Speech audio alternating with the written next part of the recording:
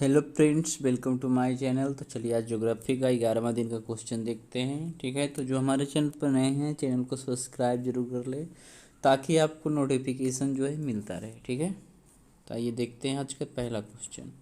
निम्नलिखित कथनों पर विचार कीजिए। लौटती हुई मानसूनी पवनें बंगाल की खाड़ी से जलवाष्प ग्रहण करके उत्तर पूर्वी मानसून के रूप में तमिलनाडु में वर्षा कराती हैं। यह अक्टूबर और नवंबर वर्ष के सबसे अधिक वर्षा वाले महीने होते हैं। तो आंसर होगा ऑप्शन सी। यहाँ पे दोनों कथन जो है सही है। लौटती हुई मानसून पवनें बंगाल की खाड़ी से जलवाष्प ग्रहण करके उत्तर पूर्वी मानसून के रूप में तमिलनाडु में वर्षा कराती है। यहाँ अक्टूबर और नवंबर वर्ष के सबसे अधिक वर्षा वाले महीने होते हैं। भारत की परंपरागत ऋतुएं कितनी हैं? 3, 4, 5, 6। तो भारत की परंपरागत ऋतु जो है यहाँ पे 6 है। ऑप्शन डी सही हो जाएगा। देख सकते हैं कि बसंत ऋतु चैत्र वैशाख और अंग्रेजी महीना हम देखें तो मार्च अप्रैल। ग्रीष्म ऋतु देखें तो ज्येष्ठ आषाढ़ मई जून। वर्षा ऋतु की बात करें तो सावन भादो जुलाई अगस्त। शरद ऋतु की बात करें तो आश्विन कार्तिक सितंबर अक्टूबर। हेमंत ऋतु की बात करें तो ये मार्क्सिस को पौष भी मार्क्सिस को क्या बोलेंगे, अघन भी बोलते हैं। ठीक है, ये पौष हो गया। तो नवंबर दिसंबर। शिशिर को बोलते हैं माघ फागुन और ये जनवरी फरवरी। ठीक है, आगे देखते हैं। कह ऋतुओं की उपर्युक्त व्यवस्था दक्षिण भारत की ऋतुओं से मेल नहीं खाती है, जहाँ ऋतुओं में थोड़ी भिन्नता पाई जाती है। उत्तरी और मध्य भारत में लोगों द्वारा अपनाए जाने वाले इस ऋतु चक्र का आधार उनका अपना अनुभव है और मौसम के घटक का प्राचीन काल से चला आ रहा ज्ञान है। आगे देखते हैं। मौसम वैज्ञानिक वर्ष को कितने ऋतुओं में बांटते हैं? 2, 3, 4 या 6? तो मौसम वैज्ञानिक जो है 4 ऋतुओं में बांटते हैं। देखते हैं। ये शीत ऋतु 15 दिसंबर से 15 मार्च तक। ग्रीष्म ऋतु को बांटते हैं 16 मार्च से 15 जून तक।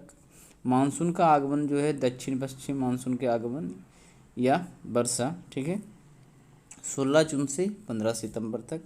और मानसून की वापसी के काल को या मानसून का निवर्तन भी बोलते हैं या इसको शरद ऋतु बोल सकते हैं। ये जो शुरू होता है 15 सितंबर से 16 सितंबर से 14 दिसंबर तक। तो ये चार मौसम के रूप में वैज्ञानिकों ने बांटा है। कर ये तिथि एक सामान्य सीमा रेखा को तय करती हैं। मानसूनी पवनों के आगमन एवं प्रत्यावर्तन में होने वाला विलंब इनको पर्याप्त रूप से प्रभावित करता है। आगे देखते हैं। निम्नलिखित कथनों पर विचार कीजिए। कर आमतौर पर उत्तर भारत में शीत ऋतु नवंबर के मध्य से आरंभ होती है।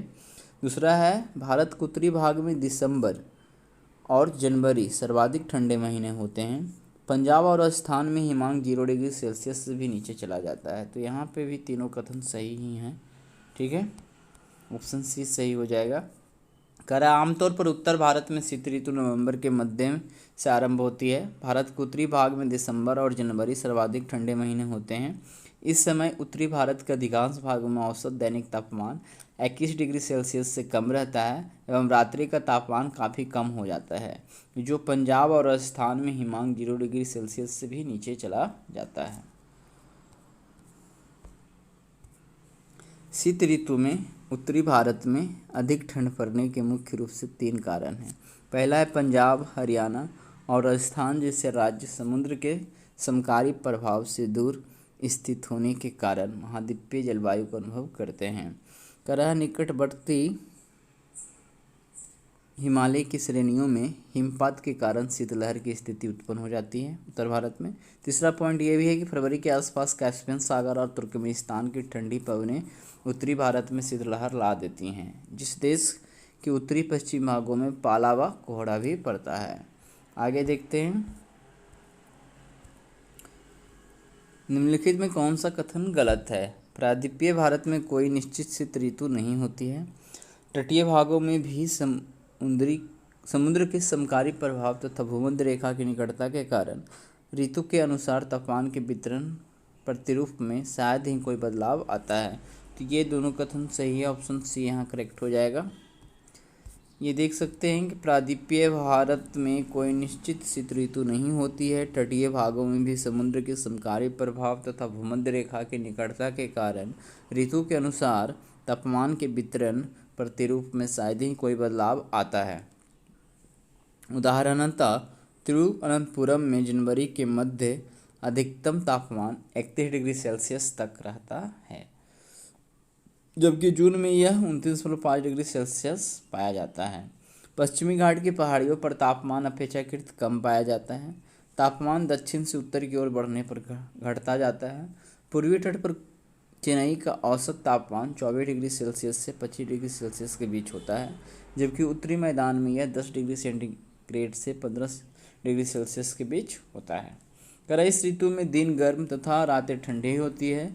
सामान्यतः इस मौसम में आसमान साफ, तापमान तथा आर्द्रता कम एवं पवनें शिथिल तथा परिवर्तित होती हैं।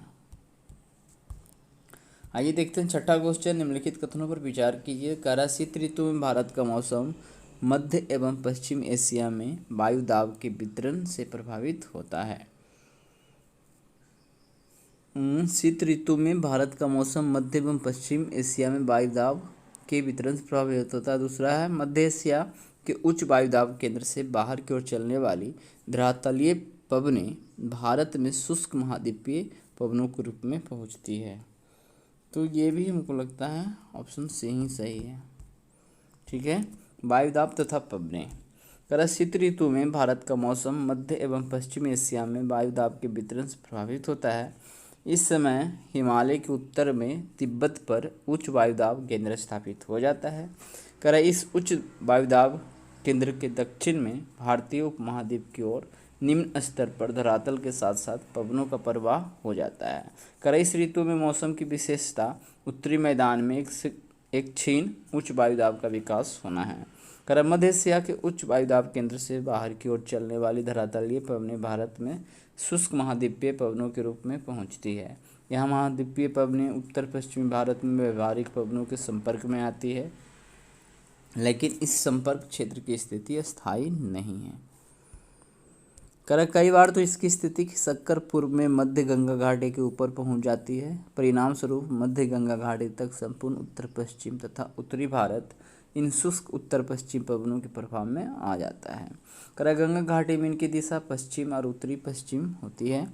गंगा ब्रह्मपुत्र डेल्टा में इनकी दिशा उत्तर हो जाती है। भू आकृति के प्रभाव से मुक्त इन पवनों की दिशा बंगाल की खाड़ी में स्पष्ट तौर पर उत्तर पूर्व की ओर होती है। आम्र वर्षा के संदर्भ में निम्नलिखित कथनों पर विचार कीजिए। कर्नाटक एवं केरल में ग्रीष्म ऋतु के खत्म होते होते मानसून पूर्व होने वाली वर्षा फुहार है। स्थानीय तौर पर इस तूफानी वर्षा को आम्र वर्षा कहा जाता है, क्योंकि यह आम की फसल के लिए अत्यधिक लाभकारी होती है। यह वर्षा अरब सागर से उत्पन्न तूफानों के फलस्वरूप अप्रैल माह में होती है।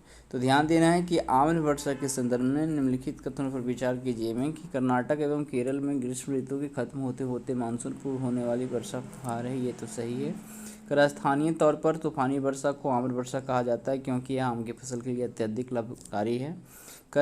यह वर्षा जो है बंगाल की खाड़ी से उत्पन्न तूफानों के फलस्वरूप अप्रैल माह में होती है, इसीलिए यहाँ पे ये गलत है। तो कथन 2 सही है, तो केवल 2 सही है, इसलिए ऑप्शन बी हो जाएगा। आगे देखते हैं आम्र वर्षा क्या होता है। कर्नाटक एवं केरल में ग्रीष्म ऋतु के खत्म होते होते मानसून पूर्व होने वाली वर्षा फुहार है। स्थानीय तौर पर इस तूफानी वर्षा को आम्र, ठीक है यहाँ पे आप्र नहीं, आम्र वर्षा कहा जाता है, क्योंकि यह आम की फसल के लिए अत्यधिक लाभकारी होती है। यह वर्षा बंगाल की खाड़ी से उत्पन्न तूफानों के फलस्वरूप अप्रैल माह में होती है। इस वर्षा से आम की बौरें पेड़ से टूटकर गिरती नहीं हैं, अतः आम की फसल अच्छी होती है। फिर है फूलों वाली बौछार। इस वर्षा से केरल व निकटवर्ती कहवा उत्पादक क्षेत्रों में कहवा के फूल खिलने लगते हैं। काल वैसाखी के संदर्भ में निम्नलिखित कथनों पर विचार कीजिए। ये असम और पश्चिम बंगाल में वैशाख के महीने में शाम को चलने वाली विनाशकारी वर्षा युक्त पवनें हैं। दूसरा है चाय पटसन व चावल के लिए ये पबनें अच्छी नहीं मानी जाती है। तो ध्यान देना है कि चाय, पटसन, चावल के लिए पबनें जो काल वैसाखी पबनें हैं अच्छी मानी जाती है। तो यहाँ पे कथन सही ढूंढना है, इसलिए केवल एक सही हो जाएगा। आगे देखते हैं काल वैसाखी। कारण ये असम और पश्चिम बंगाल में वैसाख के महीने में शाम को चलने वाली विनाशकारी वर्षा युक्त पबनें हैं। कर इनकी कुख्यात प्रकृति का अंदाजा इनके स्थानीय नाम काल वैसाख से लगाया जा सकता है। करा इसका अर्थ वैसाख के महीने में आने वाली तबाही है। चाय, पटसन व चावल के लिए पबनें अच्छी मानी जाती है। 109 देखना है, निम्नलिखित कथनों पर विचार कीजिए। थोड़ा सा रुक जाइए। चलिए अब देखते हैं, निम्नलिखित कथनों पर विचार कीजिए। करा शीत ऋतु में देश में उत्तर पूर्वी व्यापारिक पबनें प्रवाहित होती है। उत्तर पूर्वी व्यापारिक पबनें सामान्यतः स्थल से समुद्र की ओर बहती है। तमिलनाडु के तट पर ये पबनें समुद्र से स्थल की ओर बहती है। तो शीत ऋतु में देश में ये यहाँ पे कथन सी हो जाएगा, तीनों कथन सही है। कर शीत ऋतु में देश में उत्तर पूर्वी व्यापारिक पबनें प्रवाहित होती है जो स्थल से समुद्र की ओर बहती है, इसलिए देश के अधिकतर भाग में शुष्क मौसम होता है। इन पबनों के कारण तमिलनाडु के तट पर कुछ मात्रा में वर्षा होती है, क्योंकि वहाँ ये पबनें समुद्र से स्थल की ओर चलती है। यहाँ पे थोड़ा ध्यान देना है कि तमिलनाडु में वर्षा उल्टा, मतलब कि ये जो पवन है समुद्र से स्थल की ओर चलती है। देखना है निम्नलिखित में कौन सा कथन गलत है। मार्च में सूर्य के कर्क रेखा की ओर वास्तविक बढ़त के साथ ही उत्तरी भारत में तापमान बढ़ने लगता है। अप्रैल, मई व जून में उत्तरी भारत में स्पष्ट रूप से ग्रीष्म ऋतु होती है। कर भारत के अधिकांश भागों में तापमान 30 डिग्री से 32 डिग्री सेंटीग्रेड तक पाया जाता है। फिर है मई के अंत में उत्तर पश्चिम में थार के रेगिस्तान से लेकर पूर्व में दक्षिण पूर्व में पटना तथा छोटा नागपुर पठार तक निम्न दाब का एक लंबवत क्षेत्र उत्पन्न होता है। तो निम्नलिखित में कौन सा कथन गलत है ढूंढना है। तो मार्च में सूर्य की कर्क रेखा की ओर आभासी बढ़त के साथ ही उत्तरी भारत में तापमान बढ़ने लगता है। यहाँ पे वास्तविक ना होगा, आभासी होगा। ठीक है, इसलिए ऑप्शन ए हो जाएगा। करे मार्च में सूर्य के कर्क रेखा की ओर आभासी बढ़त के साथ ही उत्तरी भारत में तापमान बढ़ने लगता है। अप्रैल, मई व जून में उत्तरी भारत में स्पष्ट रूप से ग्रीष्म ऋतु होती है। भारत के अधिकांश भागों में तापमान 30 डिग्री से 32 डिग्री सेंटीग्रेड तक पाया जाता है। मार्च में दक्कन पठार पर दिन का अधिकतम तापमान 38 डिग्री सेंटीग्रेड हो जाता है, जबकि अप्रैल में गुजरात और मध्य प्रदेश में यह तापमान 38 डिग्री सेंटीग्रेड से 46 डिग्री सेंटीग्रेड के बीच पाया जाता है। मई में ताप की यह पेटी और अधिक उत्तर में खिसक जाती है, जिससे देश के उत्तर पश्चिमी भागों में 48 डिग्री सेंटीग्रेड के आसपास तापमान का होना सामान्य बात है। कर मई के अंत में उत्तर पश्चिम में थार के रेगिस्तान से लेकर पूर्व एवं दक्षिण पूर्व में पटना तथा छोटा नागपुर पठार तक निम्न दाब का एक लंबवत क्षेत्र उत्पन्न होता है। तो आज हमने 10 क्वेश्चन देख लिया। तो मिलते हैं अगले दिन इकोनॉमिक्स से क्वेश्चन लेकर। ठीक है।